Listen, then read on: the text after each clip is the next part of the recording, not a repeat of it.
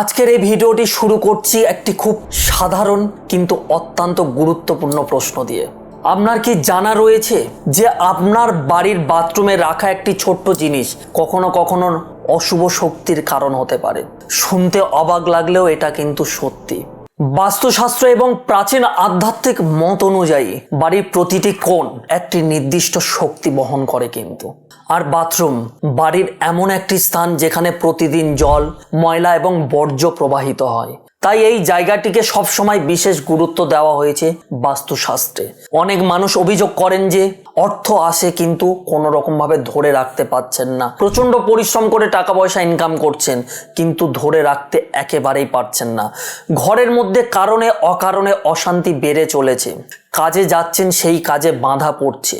সব সময় মনের মধ্যে একটা অস্থিরতা কাজ করছে, কিন্তু আপনি বুঝতে পারছেন না যে সমস্যার একটি কারণ হয়তো আপনার চোখের সামনেই রয়েছে। আজকের এই ভিডিওতে আমি আপনাদেরকে জানাবো যে বাথরুমে ভুলেও রাখা উচিত নয় এমন 5টি জিনিস সম্পর্কে, যে 5টি জিনিস রাখলে আপনি ধীরে ধীরে শেষের দিকে আগাতে পারেন। ভিডিওটি শেষ পর্যন্ত দেখুন, কারণ 5 নম্বর যে বিষয়টি নিয়ে আমি আপনাদের সঙ্গে আলোচনা করব এমন একটি ভুল যা অধিকাংশ মানুষ প্রতিদিন করে চলেছে। তবে ভিডিওটি সম্পূর্ণ দেখার আগে আপনি যদি আমার চ্যানেলে প্রথম হন অবশ্যই করে চ্যানেলটিকে সাবস্ক্রাইব করে দেবেন। চলুন আমরা এগিয়ে যাই আমাদের মূল তথ্যটির দিকে। বাস্তুশাস্ত্রে বাথরুমকে নিষ্কাশনের স্থান বলা হয়, অর্থাৎ যেখানে অপ্রয়োজনীয় বর্জ্য ও শক্তি বেরিয়ে যায়। এই কারণে বহু প্রাচীন গ্রন্থে বলা হয়েছে যে বাথরুমকে পরিষ্কার এবং হালকা রাখা অত্যন্ত জরুরি বা খুবই দরকার। বাস্তুশাস্ত্রে গভীরভাবে উল্লেখ রয়েছে। যখন এই বাথরুমে অপ্রয়োজনীয় জিনিস জমতে শুরু করবে তখন সেই জায়গার পরিবেশ আস্তে আস্তে কিন্তু ভারী হতে শুরু করবে এবং তার মানসিক প্রভাব বাড়ির সদস্যদের উপর পড়তে শুরু করবে। এগুলোর বৈজ্ঞানিক প্রমাণ সব ক্ষেত্রে নেই। যেমন আমাদের শাস্ত্রমতে অনেক কিছু লেখা রয়েছে যার প্রমাণ বৈজ্ঞানিকে নেই, আস্তে আস্তে বৈজ্ঞানিক প্রমাণ পেয়েছে, কিন্তু সেটা সৃষ্টি হয়েছিল বহুদিন আগে বা কোনো ঋষি সেগুলোকে উল্লেখ করে গিয়েছিল। আজকে তার প্রমাণ দিকে দিকে আসছে সায়েন্সে। তবে পরিষ্কার পরিচ্ছন্নতা, স্বাস্থ্যবিধি এবং মানসিক স্বস্তির ক্ষেত্রে এগুলোর কিছু বাস্তব উপকারিতা রয়েছে। প্রথম ভুল যেটা অনেকে করে ফেলেন, ভাঙা আয়না।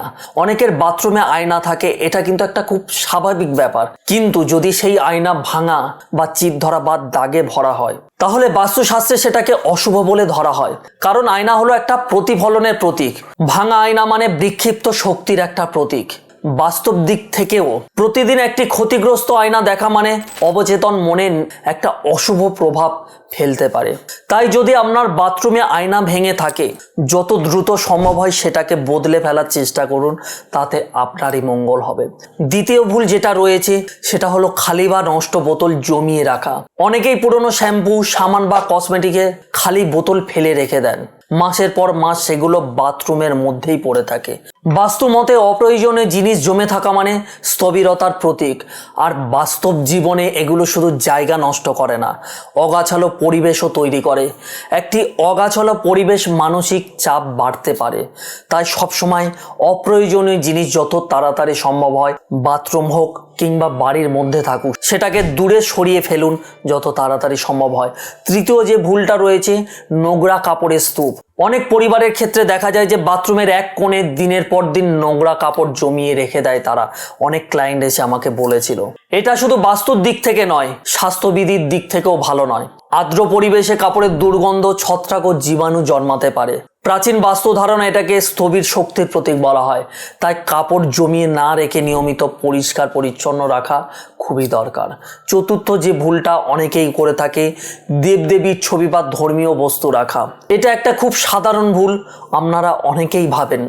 আপনারাই ভাবেন যে বাড়ির সব জায়গায় দেবদেবীর ছবি রাখলে খুব ভালো হবে বাস্তুর জন্য, কিন্তু ঐতিহ্যগত হিন্দু আচারে বাথরুমকে পূজনীয় স্থান ধরা হয় না।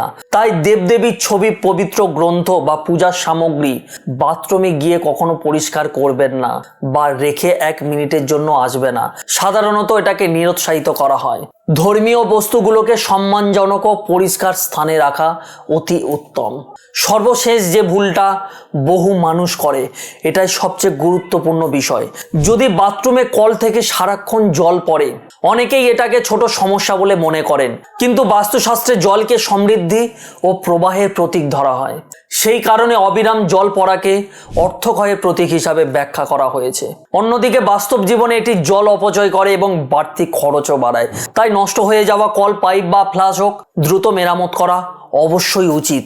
আজ আমরা তবে জানলাম যে বাথরুমে রাখা কিছু জিনিস সম্পর্কে, যেগুলো নিয়ে বাস্তুশাস্ত্রে প্রচণ্ড রকমের সতর্কতা রয়েছে। আবার একটা কথা আমি আপনাদেরকে মনে করিয়ে দিই, বাস্তু একটা ঐতিহ্যগত বিশ্বাস ভিত্তিক পদ্ধতি।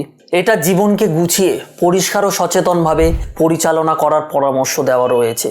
তবে কোনো সমস্যার কারণ বা সমাধান শুধু বাথরুমে রাখা কোনো জিনিসের উপর নির্ভর করে না, এমন দাবি করাটাও ঠিক না। পরিচ্ছন্নতা, শৃঙ্খলা, সঠিক এবং সুচিন্তা ভাবনা এবং সৎকর্ম, এই চারটি হলো জীবনের সবচেয়ে বড় বাস্তুশাস্ত্র। আজকের ভিডিওটি এই পর্যন্ত।